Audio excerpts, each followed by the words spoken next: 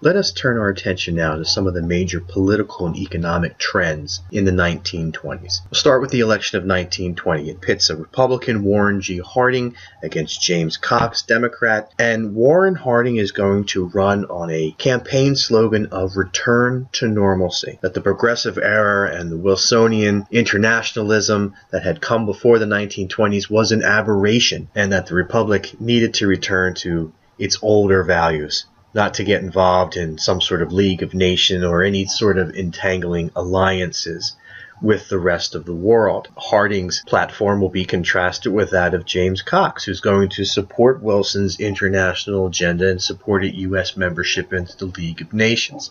Now, this electoral map is looking rather familiar to many of the presidential elections that were happening after the Civil War, but before World War II, where the Democrats were relegated to basically a southern regional party, and Republicanism and the Republican Party was triumphant in the rest of the country. Now, this is going to be the first election where women will have the franchise. Women will be voting, and there were many voices in the United States at this time that thought that this was the absolute worst election for women to win the vote. The argument went that Warren G. Harding was so handsome that women were not going to vote on the issues. They were just going to vote on Warren G. Harding makes them swoon. Now, what is Harding like as president? Well, he lacked self-confidence. He wanted too badly to be liked by the scions of industry, whose reputation was ascendant during the 1920s, the Henry Fords, the Thomas Edisons. Now, there were important reforms that were passed during Harding's presidency. Take, for example, the Bureau of Budget and General Accounting Office was created, a governmental institution that crunches numbers and sees how much a particular policy or new law might cost. There is a promotion of diversity and civil rights. Insofar as policies are concerned, well, it's standard Republican boilerplate at this point, reducing government expenditures, reducing taxes. Most of those benefits are going to go to the wealthy, protective tariff, and an overall relaxation on the regulation of business. Harding's presidency turned out to be extremely corrupt, and we can read in the book about the Teapot Dome scandal, where members of administration, basically the Department of the Interior, were accepting bribes to open up land that was being managed by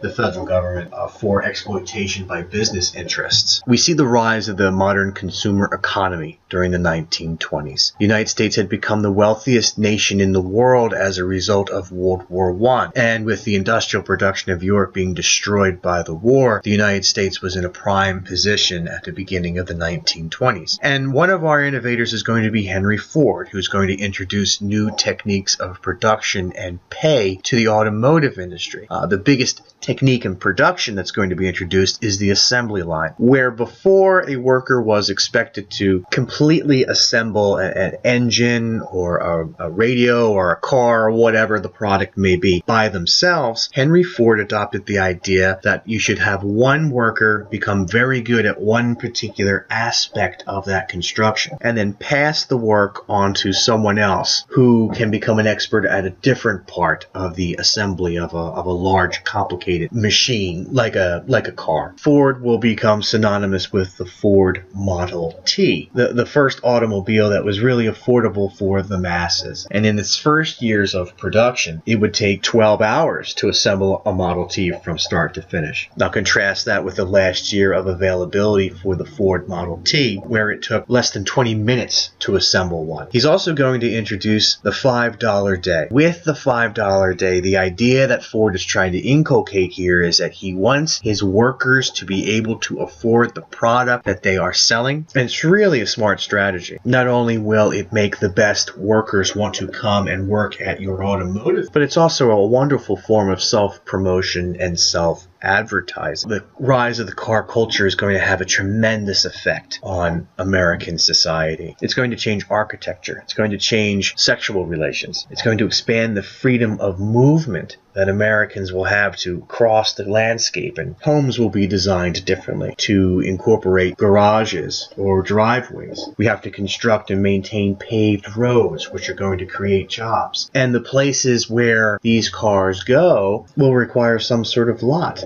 for the cars to be parked. At the end of the 1920s, 5 out of every 6 vehicles in the world was owned by an American. Now let's get into the consumer economy. We see the rise of another business practice known as welfare capitalism, industry's strategy of improving working conditions and providing health insurance for workers as a way to replace unions, and the rise of company unions. These company unions will replace outside unions such as the American Federation of Labor, and that's a way to maintain control over the workforce. If it's a company union, the company is going to have control of that union. So we see a decline in union membership during the 1920s. And employers are going to use these company unions as a way to spy on their workers and the union activities and put pressure on employees to sign anti-union pledges. We have to remember that the Soviet Union has now been created. There was the successful overthrow of the Romanov monarchy in Russia during the middle of the First World War, and in the Civil War that broke out due to the power vacuum, the communists wind up winning and begin to install their quote-unquote workers' paradise. So many capitalists and people who believed in capitalism were scared, and so these company unions and the idea of providing benefits and the concept of becoming more generous with incentive packages and pay is a way to make sure that workers in the United States do not get to the point where they are willing to overthrow the system in order to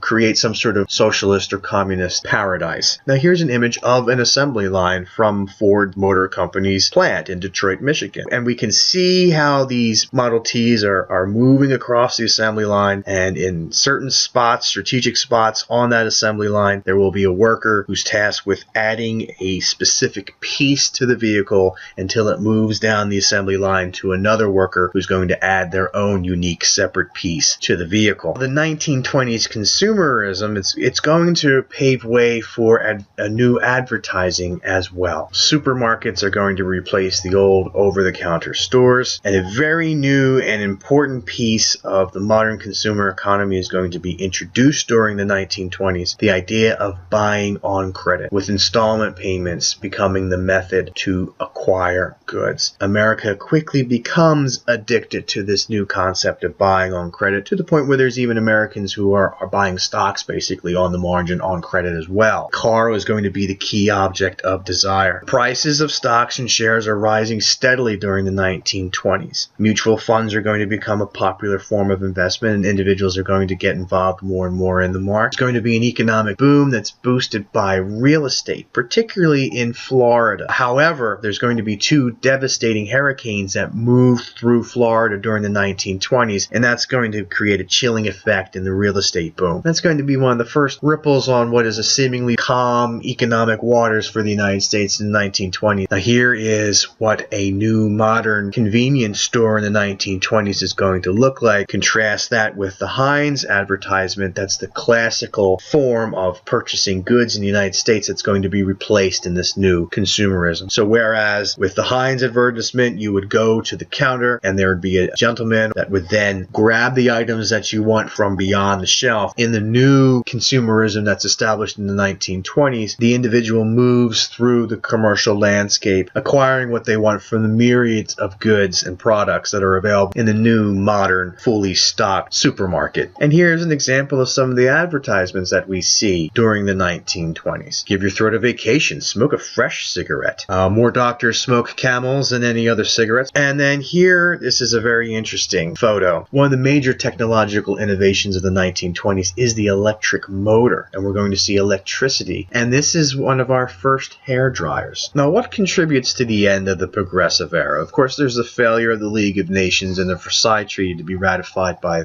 the Senate, but there are also other factors that play into it as well. There's going to be violent race riots that start to affect the nation during the 1920s because of the Great Migration. There's going to be a movement of approximately 2 million to 6 million African Americans out of the southern parts of the United States to the cities of the north between 1910 and 1930. They're going to head north in an attempt to escape from the Jim Crow South and its pernicious segregationist and racist legacies, and they'll be heading to northern cities in search of factory jobs. These jobs are becoming now available because of the rise of this modern consumer culture and modern industrial practices like the assembly assembly line. Warren G. Harding, his administration is going to signal pre-progressive, pro-business politics. And Calvin Coolidge, his vice president, when he becomes president, will continue to minimize the federal government's role in American life. Race riots begin as early as 1921. This is Tulsa. There is a predominantly African American community that was set up. These are African Americans who had migrated. Typically, the catalyst for these violent race riots would be an African American who was accused of some sort of crime, and that would be the pretext either for a lynching